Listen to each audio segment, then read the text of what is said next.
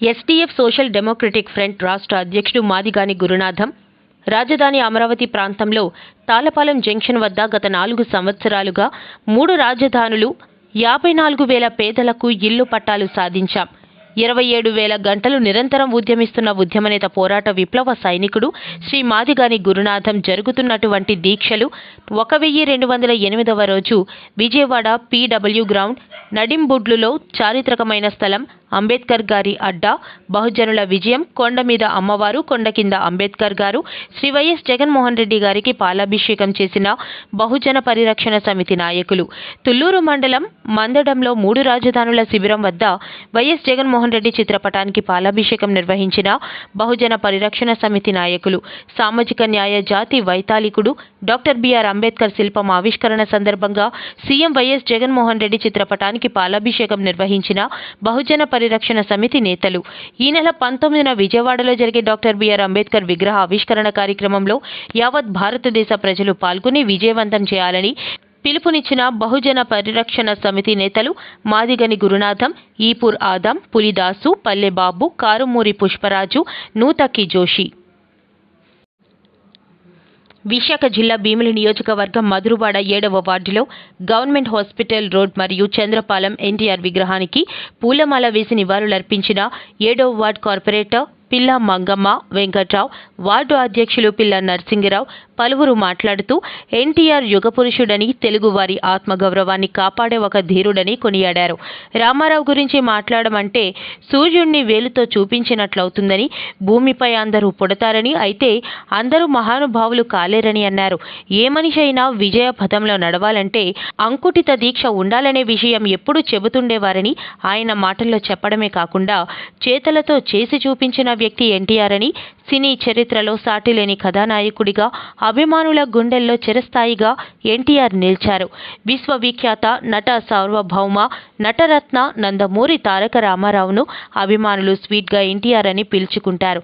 నటుడిగా, దర్శకుడిగా, నిర్మాతగా, స్టూడియో అధినేతగా, రాజకీయవేత్తగా, ముఖ్యమంత్రిగా ఎవరికీ సాధ్యం కాని రీతిలో తెలుగు ప్రజలందరి చేత అన్నా అని జేజేలు పలికించుకున్నారు. నగధీరుడిగా చరిత్రను నిలిచిపోయారు అని తెలిపారు. ఈ కార్యక్రమంలో 7వ ward secretary Kanuri Achyut, Nagoti Suryaprakash, Nagoti Shivaji, senior నాయకులు పోతిన నాయుడు, పోతిన బుజ్జి, రాము, పీసా చిన్నారావు, శంకర్, కృష్ణ కిషోర్, మామిడి దుర్గారావు, చంటి, నొడగల భవానీ, బండయ్య, శ్రీను, ఎన్టీఆర్ అభిమానులు, టీడీపీ కార్యకర్తలు, మహిళలు తదితరులు పాల్గొన్నారు.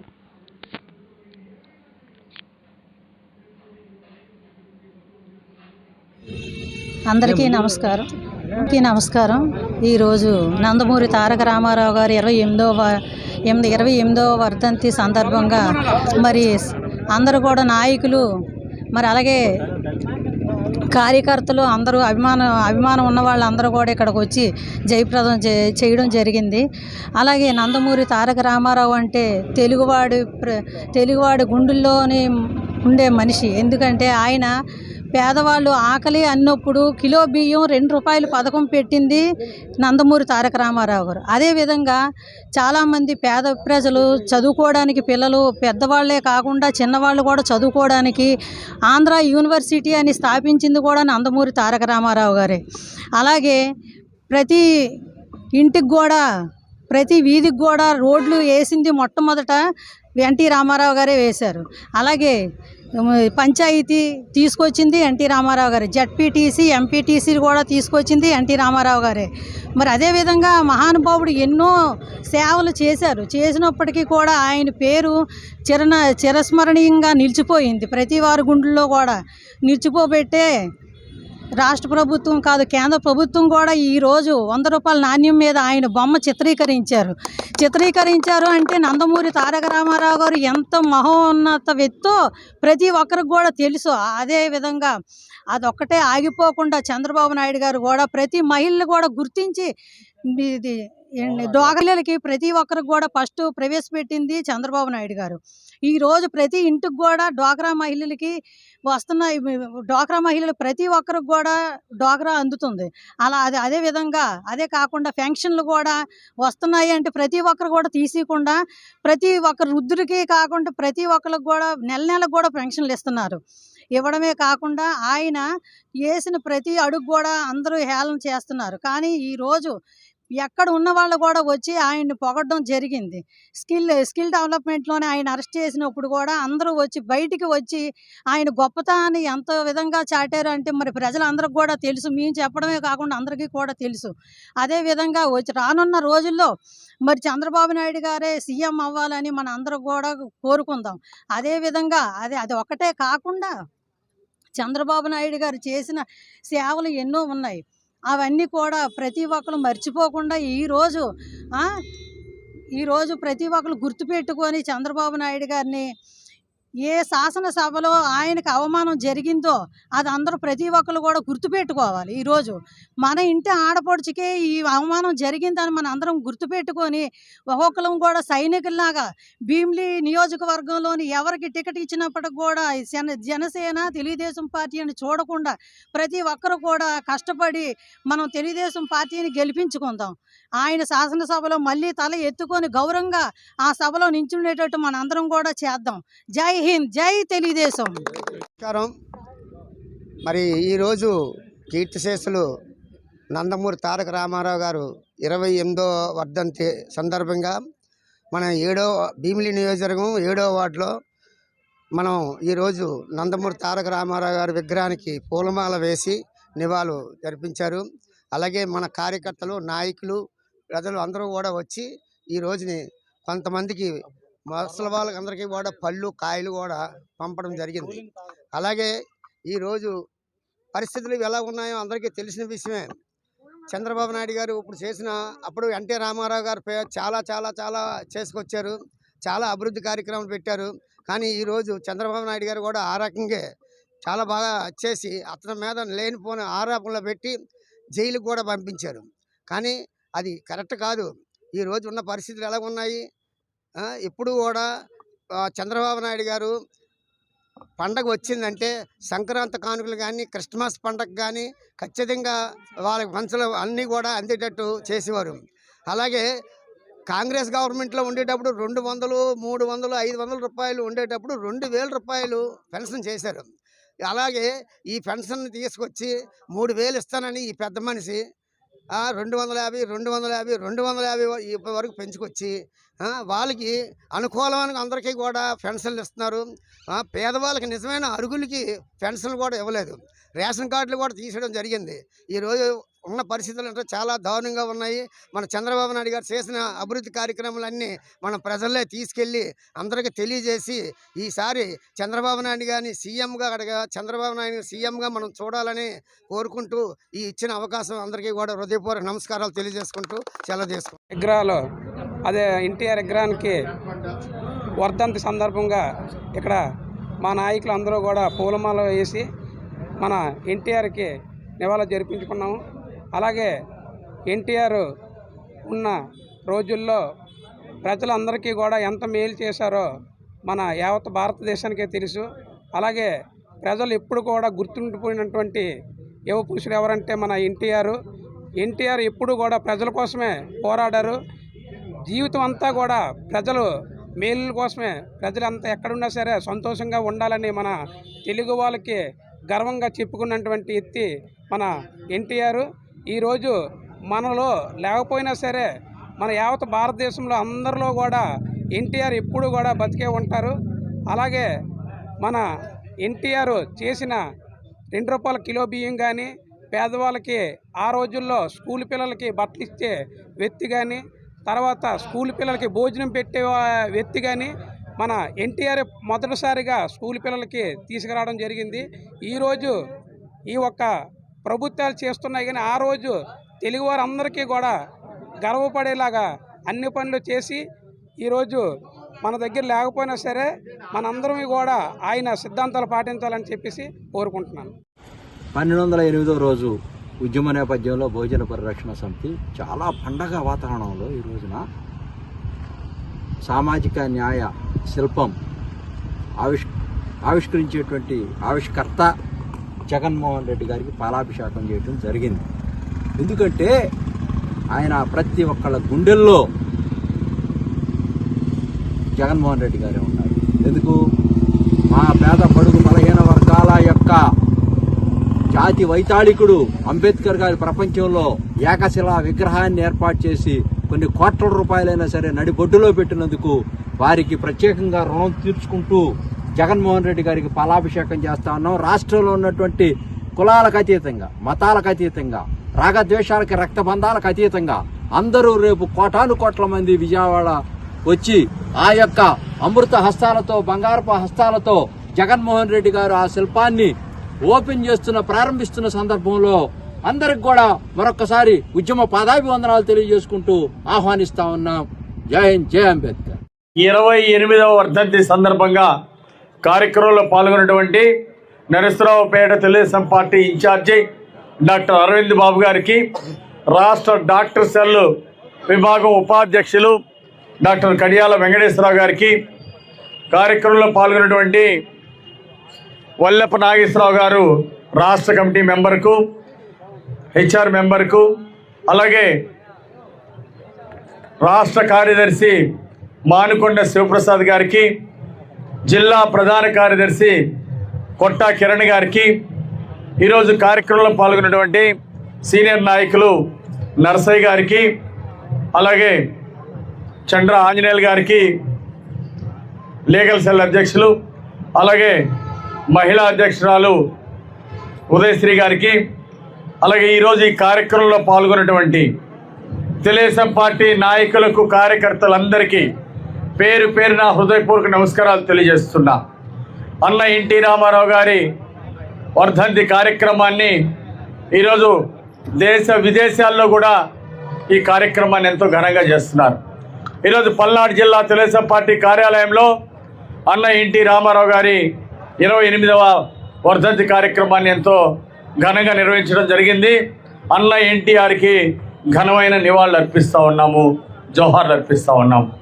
ఆనాడు అన్న ఎన్టీ రామారావు గారు రాష్ట్రంలోని పేద ప్రజలకి ఉన్నతమైన జీవితాన్ని ఇవ్వడం కోసం, రాష్ట్రాన్ని అభివృద్ధి చేయడం కోసం, పేద బడుగు బలహీన వర్గాలకి అండగా ఉండటం కోసం ఆనాడు అన్న ఎన్టీ రామారావు గారు డాక్టర్ అంబేద్కర్ గారి ఆశయాల్ని, జ్యోతిరావు పూలే ఆశయాల్ని సాధించడం కోసం తెలుగుదేశం పార్టీని పెట్టడం జరిగింది. అన్న ఎన్టీ రామారావు గారు వచ్చిన తర్వాతనే సామాజిక న్యాయం జరిగింది. బీసీలకు రిజర్వేషన్లు ఇచ్చారు, ఎస్సీలకి ప్రాధాన్యత పెంచారు, అలాగే వెనుకబడిన కులాలకి, వెనుకబడినటువంటి తరగతులకి, బీసీ, ఎస్సీ, ఎస్టీ, ముస్లిం మైనార్టీలకు సంక్షేమ పథకాలు అందించినటువంటి నాయకుడు అన్న ఎన్టీ రామారావు గారు. అలాగే మహిళలకి ఆస్తి హక్కు ఇచ్చినటువంటి ఘనత భారతదేశంలో అన్న ఎన్టీ రామారావు గారికి దక్కింది. అన్న ఎన్టీఆర్ పేదలవాడు గుడిసెలో ఉండేది కాదు, పేదవాడు పక్కా శాశ్వత గృహ నిర్మాణంలో ఉండాలని శాశ్వత గృహ నిర్మాణానికి శ్రీకారం చుట్టినటువంటి మొట్టమొదటి ముఖ్యమంత్రి మరి ఆనాడు అన్న ఎన్టీ రామారావు గారు. ఎన్టీఆర్ అంటే ఆ రోజు బీసీలకు ప్రత్యేక రిజర్వేషన్లు ఇచ్చి వారిని భాగస్వామ్యం కల్పించారు. ఎస్సీలకి మంత్రులు ఇచ్చి, ఎస్సీ ఎస్టీలకి, ముస్లిం మైనారిటీలని అందరినీ రాజకీయాల్లో ప్రాధాన్యత ఇచ్చి సామాజిక న్యాయం చేసినటువంటి మహానుభావుడు అన్న ఎన్టీ రామారావు గారు. ఆయన స్ఫూర్తిని ఈరోజు మనం ముందుకు తీసుకెళ్ళాలి. ఈరోజు జగన్మోహన్ రెడ్డి పాలన వచ్చిన తర్వాత బీసీలకు 10% రిజర్వేషన్లు తగ్గించారు. ఎస్సీల మీద దాడులు, ముస్లిం మైనారిటీల మీద దాడులు, ఎస్టీల మీద దాడులు, అనేక మందిని హతమార్చినటువంటి విషయం మీ అందరూ చూస్తున్నాం. అందుకే ఈరోజు సంక్షేమ పథకాలు వెనుకబడిన కులాలకు, వెనుకబడిన తెగలకు ఎక్కడ కూడా అందట్లేదు. మైనార్టీ కార్పొరేషన్ లోన్లు తీసేయడం, బీసీ, ఎస్సీ, ఎస్టీ కార్పొరేషన్లు నిధులు ఇవ్వకపోవటం, ఆ విధంగా తీరని అన్యాయం చేశాడు జగన్మోహన్ రెడ్డి ఈ ప్రభుత్వంలో. అందుకే మళ్ళీ సామాజిక న్యాయం కోసం ఎదురు చూస్తూ ఉన్నారు ప్రజానీకం. అన్న ఎన్టీ రామారావు గారి ఆశయ సాధన చేసి తీరుతాం. 2024లో మళ్ళీ తెలుగుదేశం ప్రభుత్వం అధికారంలోకి రాబోతా ఉంది. ఖచ్చితంగా బీసీ, ఎస్సీ, ఎస్టీ సామాజిక వర్గాలకు, ముస్లిం మైనార్టీలకు తెలుగుదేశం ప్రభుత్వం న్యాయం చేస్తుంది. జనసేన తెలుగుదేశం సంయుక్త ప్రభుత్వం ఏర్పాటు చేయనున్నాం 2024లో. ఈరోజు ఈ జగన్మోహన్ రెడ్డి పాలనలో జరిగిన అరాచకాలకి చరమగీతం పాడే రోజులు దగ్గర పడ్డాయి. ఈరోజు ఈ పాలనలో పేదలకు అన్యాయం జరిగింది. ఈరోజు ఉదయం సుమారు 8:30 గంటల సమయంలో మన విడపనగల్లు అవుట్స్కట్స్లో ఉన్న చెక్ పోస్ట్ వద్ద వాహనాలు తనిఖీ చేస్తుండగా బళ్ళారి వైపు నుంచి టువర్డ్స్ మన ఉరవకొండ సైడ్ వస్తున్న ఒక వెర్నా కార్ని ఆపి చెక్ చేయగా దాంట్లో 1,75,00,000 రూపాయలు క్యాష్ ఆ కారులో దొరకడం జరిగింది. దాని మీద అతను వివరాలు అడుగుగా అతను పందల కృష్ణారెడ్డి అని, ఇతని native of Chavatapalli village, Udayagiri మండలం, నెల్లూరు జిల్లా అని, తాను సిరుగుప్ప బళ్ళారి జిల్లాలో కర్ణాటకలో కొంతకాలం నుంచి నివాసం ఉంటున్నట్లు, అతను అక్కడ ఈ సివిల్ కాంట్రాక్ట్స్ వర్క్స్ చేస్తున్నట్లు చెప్పాడు. ఈ క్యాష్ గురించి వివరాలు అడుగుగా ఆయన దీనికి సంబంధించి ఏ విధమైన కాగితాలు చూపించినందున ఆ కారుని ఈ క్యాష్ కూడా సీజ్ చేయడం జరిగింది. దీన్ని క్లారిఫికేషన్ కోసం ఐటీ డిపార్ట్మెంట్కి మనం పంపిస్తున్నాం. అన్నీ కూడా మనం స్ట్రెంథన్ చేయడం జరిగింది. వచ్చేపోయే ప్రతి వెహికల్ని కూడా అదర్ స్టేట్స్ నుంచి వచ్చే వెహికల్స్ని మనం తరువుగా చెక్ చేస్తున్నాం. దీని ద్వారా మనం ఎన్డీపీఎల్ కానీ, లేకపోతే ఎక్కువ మొత్తంలో క్యాష్ కానీ, లేకపోతే ఇంకేదైనా మెటీరియల్ ఏదైనా ట్రాన్స్పోర్ట్ అవుతున్నా కూడా త్రూ చెక్ పోస్టు మనం చెక్ చేస్తాం. కొనుగోలు నిమిత్తం తీసుకువెళ్తున్నట్లు, తన స్నేహితుల వద్ద కొంత అమౌంట్ తీసుకున్నట్లు, మళ్ళా కొత్త డ్రామా వేస్తున్నాడు. నిన్న మొన్న మీరు చూశారు, మీ బిడ్డ అంటూ ఎన్నికల ప్రచారానికి వస్తున్నాడు. మీరు ఒకటే చెప్పాలి, నువ్వు మా బిడ్డ కాదు, రాష్ట్రానికి పట్టిన క్యాన్సర్ గడ్డ, మిమ్మల్ని వదిలించుకుంటామని చెప్పాలి. పాత సినిమాల్లో చూసేవాడు నాగభూషణాన్ని, జ్ఞాపకం ఉందా మీకు? తడిగుడ్డతో గొంతులు కోసేవాడు. అలాంటి తడిగుడ్డతో గొంతులు కోసే రకం ఈ జగన్ అని చెప్పి కూడా నేను మీకు తెలియజేస్తున్నా. అన్ని కుట్రలే, అన్ని కుతంత్రాలే, చేసేది మాత్రం మీరు చూశారు. బాబాయ్ ఏమైంది? బాబాయ్ ఊ కిల్డ్ బాబాయ్. ఎన్ని డ్రామాలు జరిగాయి బాబాయ్ దీంట్లో. ఇప్పటికి కూడా అసలు వాళ్ళు అరెస్ట్ అయ్యారా అని నేను అడుగుతున్నా. అసలు వాళ్ళు అరెస్ట్ కారు. కడాన మీరు చూస్తే ఆయన కూతురు, ముఖ్యమంత్రి చెల్లెలు, ఆవిడ మీదనే కేసులు పెట్టారు. సిబిఐ పైనే కేసులు పెట్టే పరిస్థితికి వచ్చారు. ఏమనాలి వీళ్ళని అడుగుతున్నా అంటే, అడిగా వాళ్ళు లేరు, ఏం చెప్పినా నమ్మతారు, దౌర్జన్యం చేయాలని చేసే పరిస్థితికి వచ్చారు. నిన్నే చూశారు కోడి కత్తి సీను. ఏం తమ్ముళ్ళు, ఆ కోడి కత్తి సీను ఏమయ్యాడు ఇప్పుడు? ఎన్నేళ్ళయింది?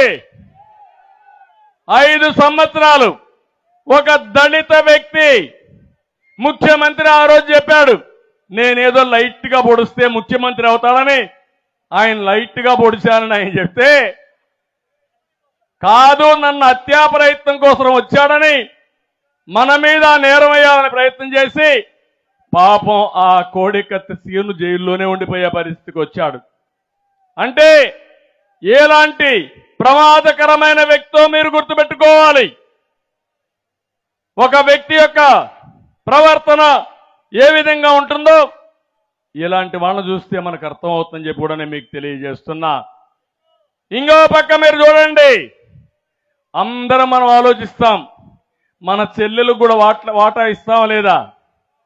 ఆస్తిలో అందరికీ హక్కు ఇస్తామా లేదా? ఆస్తిలో సమాన హక్కు తెచ్చినటువంటి వ్యక్తి ఎవరు? ఎన్టీ రామారావు గారు మొట్టమొదటిసారిగా మగబిడ్డ ఆడబిడ్డ సమానమే, ఆస్తిలో ఇద్దరికి సమాన హక్కు ఇవ్వాలని చట్టం తెచ్చిన ఒక మహానాయకుడు ఎన్టీ రామారావు గారని చెప్పి నేను మీకు తెలియజేస్తున్నా. కనీసం ఆస్తిలో హక్కు కూడా ఇచ్చే పరిస్థితిలో లేడు. మొన్నటి వరకు మీరు చూశారు ఏ విధంగా మాట్లాడారో. ఆవిడైతే మొత్తం జగనన్న బాణం. ఇప్పుడు జగనన్న బాణం ఎక్కడికి వచ్చిందో మీరే చూస్తున్నారు. మళ్ళీ అంటే నేనేమంటున్నానంటే, విశ్వసనీయత గురించి మాట్లాడుతున్నారు. ఇదే మీ విశ్వసనీయత నేను అడుగుతున్నా.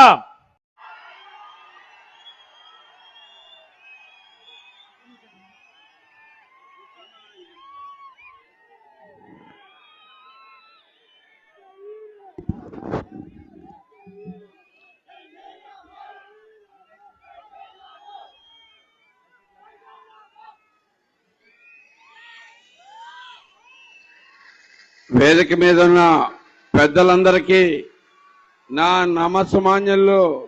అలాగే గుడివాడ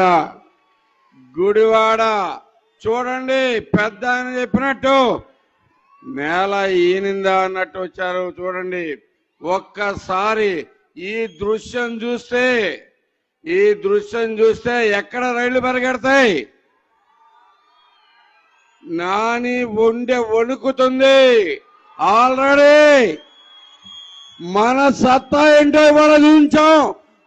పొద్దున మన అన్న నందమూరి తారక రామారావు గారికి దండ వేయడానికి మనం బయలుదేరుతుంటే ఎంత గొడవ చేశాడో మీరందరూ చూశారు. చేపించడానికి ట్రై చేశాడు. 30 మంది అక్కడ ఉంది. 30 మంది జెండాలు పట్టుకుని ఉంటే ఇక్కడ వేలాది మంది మనం అందరినీ ఆపుతారా పోలీసులు? ఎంత ట్రై చేశారు. 5,000 వస్తే గొప్ప నీళ్ళు తోడుచుకోమని వచ్చాయి. కళ్ళు తిరిగి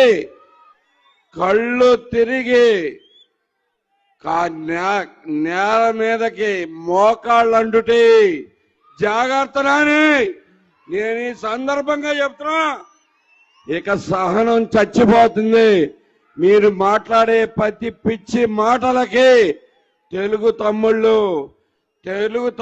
ఆపటం ఎవరి వల్ల సాధ్యం కాదు. ఇది తమ్ముళ్ళు మీరందరూ ఏ మాత్రం ఇలాగే తగ్గకుండా మనం ధైర్యం చూపిద్దాం. ఈ నానిని ఇంటికి పంపిద్దాం. వాడికి ఎంత ధైర్యం? మనకు రోడ్లు అవసరం లేదంటాడా? పొలాలు మునిగిపోతే రైతులను పరామర్శించాల్సింది పోయి వాళ్ళకి పొలాలేం ఒక ఎకరం కూడా మనకు లేదని చెప్తాడా? వీడు ఎప్పుడైనా ఏ ఊరైనా వచ్చాడా? మీ ఊరు మీకు ఎంతమంది ఉన్నారు? ఏ ఊరు రాలేదు. ఏ రోడ్డు తెలియదు. రోడ్లంట ఓన్లీ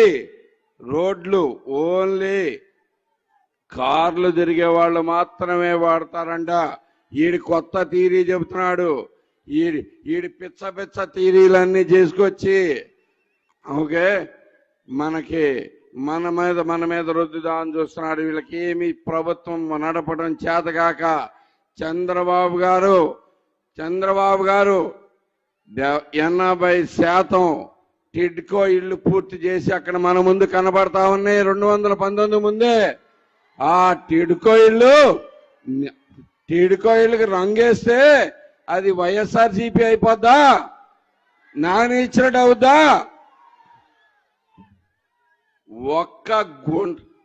ఒక్క రోడ్డు పూడ్చావా? ఒక్క కాలువ పూడ్చావా? ఒక్క జాబు తెచ్చావా అని అడుగుతున్నాను ఈ సందర్భంగా. నేను ఒక మనిషి కింద 2,000 ఉద్యోగాలు ఇచ్చాను. అదే చంద్రబాబు గారు తోడుంటే ఈ పాటికే 10,000 ఉద్యోగాలు మనకు వచ్చాయి గుడివాడకి. అవునా కాదా? ఆయన సారథ్యంలో మనం మళ్ళీ గుడివాడ అంటే ఏంటో చూపిద్దాం.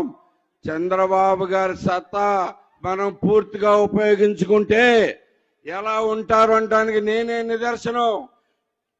విజన్ 2020కి పుట్టిన నేనే. నా ఎదుగుదలకి ప్రతి కారణం చంద్రబాబు గారి ఆ రోజు కన్న కళ. ఆ కళ మీ ముందుకి నా రూపంలో వచ్చి నుంచుంది. మీరందరూ మనకి ఇప్పుడు ఆయన 2047 కళ మీద వెళ్తున్నారు. P4 అని ఇందాకే లాంచ్ చేశారు. మనకి పేదరికం నుంచి బయటికి రావాలంటే ఎవరు రావాలి? చంద్రబాబు గారు ఒక్కడే. ఆయన ఒక్కడే మన రక్షించగలడు. ఆయనతోటి మనకి ఇప్పుడు అగ్నికి ఆజ్యం కలిగినట్టుగా మనకి చంద్రబాబు గారికి ఎవరు కలిశారు? పవన్ కళ్యాణ్ గారు కలిశారు. ఇంకా మన ఆపటం ఎవరి వల్ల అవుతా? గుడివాడలో అసలు సాధ్యం అవుతా? గుడివాడలో మనం తొక్కుకుంటా వెళ్ళిపోతాం. రెడీ అవ్వండి. మనం సాఫ్ట్ గా ఉంటాం అన్నంత మాత్రాన చేతగాని వ్యక్తులం కాదు అని చెప్పేసి చూపించాం. ఈరోజు మళ్ళీ ఇంకొకసారి ఇలాంటి ప్రయోగం చేస్తే నీకు ఇక ఫైనల్ గా యాత్ర బిగిన్ అయిపోద్ది. నాని రెడీగా ఉండు. ఆల్రెడీ సర్దేసుకున్నావు. 5,000 కనుక ఇక్కడ నిండితే 5,000 మంది జనాలు వస్తే ఇక్కడ నేను తట్టాబుట్టా సర్దుకుని వెళ్ళిపోతానంటున్నాడు. మనం అందరం బయలుదేరి ఇప్పుడు తట్టాబుట్టా సర్ది పంపిద్దాం. పదండి, రెడీ. ఏదైనా కానీ ఈ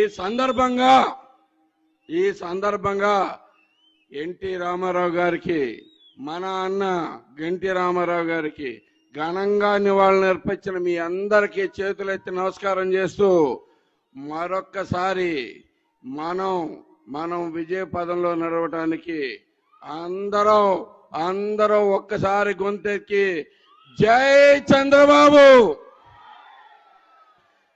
జై తెలుగుదేశం, జై పవన్ కళ్యాణ్, జై జనసేన, జై లోకేష్, జోహార్ అన్న ఎన్టీఆర్.